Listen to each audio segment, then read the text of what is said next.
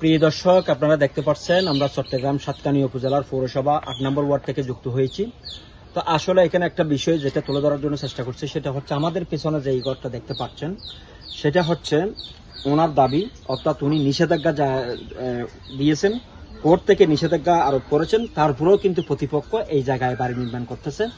তো আসলে যে কোর্টের এই নিষেধাজ্ঞাকে বুদ্ধিআঙ্গুলি দেখে যে কাজ করতেছে, এটা কত ধরনের অন্যায় সেটা আপনারা বুঝতে পারতেছেন। কারণ এখানে আমার কথা হচ্ছে, একটা জায়গা যদি কারো অংশ থেকে থাকে, সেটার উপর আমরা স্থাপনা নির্মাণ করা মানে আমরা পরবর্তী প্রজন্মকে একটা ঝগড়া বিভেদে ঠেলে দেওয়া।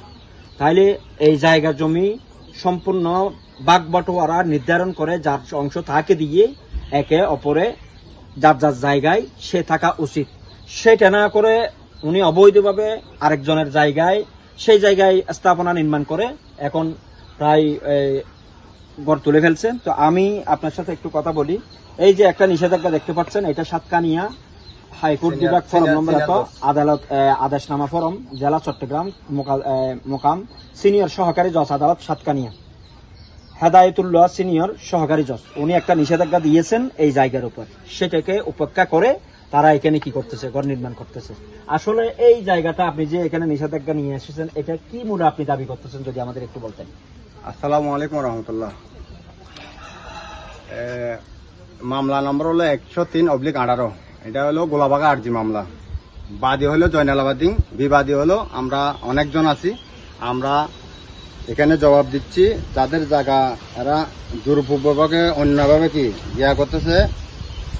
1, 4, 9, 11, 13 আমরা বিবাদী পক্ষ, আমরা এগুলি আমাদের জায়গা, এই জায়গা অংশ আমরা উনি গোলাবাগা আরজি মামলা চলাকালীন কাজ করতেছে। কাজ যে সময় শুরু করছে তখন থেকে আমি ওনাদেরকে বাধা সৃষ্টি করছি। বাধা সৃষ্টি করার অকথ্য গালিগালাজ করছে, অন্যভাবে কি ইয়া করছে, আমাদেরকে হাই উন্নতি করছে।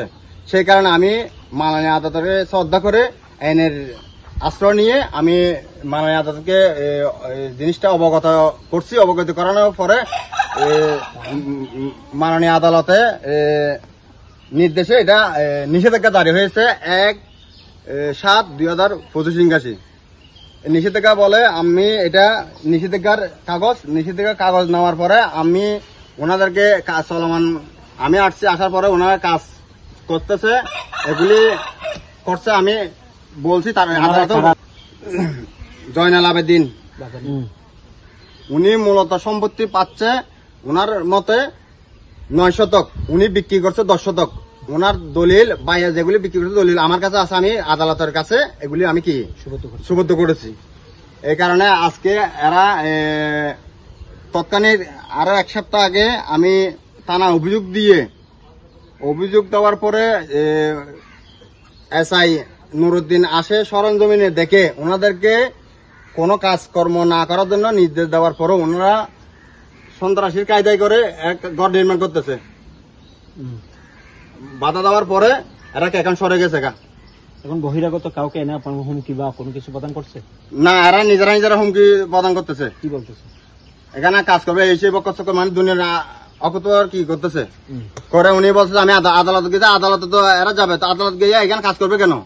মানা আছে, মানা কাজ শেষ করে আদালতে রায় আসবে, রায়ের পর কাজ করবে।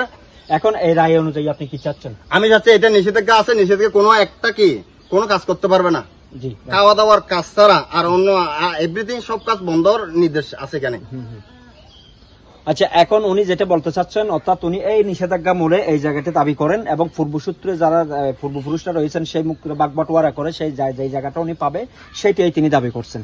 কিন্তু এখন তার কথা হচ্ছে প্রশাসন বা উপজেলা প্রশাসন, থানা প্রশাসন এবং সাতকানিয়া আদালত সহ সবাইকে উনি অনুরোধ করতেছেন, অর্থাৎ যেই কাজটা চলতেছে, যেহেতু আদালত থেকে একটা নিষেধাজ্ঞা দিয়েছেন, সেই অনুপাতে কাজটা বন্ধ থাক, পরবর্তী আদালত থেকে যেটা রায় দিবে সেটা উনি মেনে নেবেন বলে আমাদের জানিয়েছেন।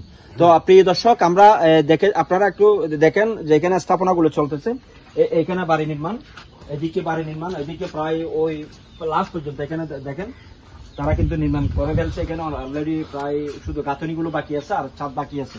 তো আমি সংশ্লিষ্ট প্রশাসন এবং এলাকার জনপ্রতিনিধি যারা আছেন তাদেরকে অনুরোধ করব, এখানে যাতে কোনো হাঙ্গামা বা কোনো ধরনের মারামারি সৃষ্টি না হয়, দোনো পক্ষকে শান্তশিষ্টভাবে থাকার জন্য, মানে এখানে যাতে কাজ না চলে সেই ব্যবস্থা নেওয়ার জন্য। সকলকে ধন্যবাদ।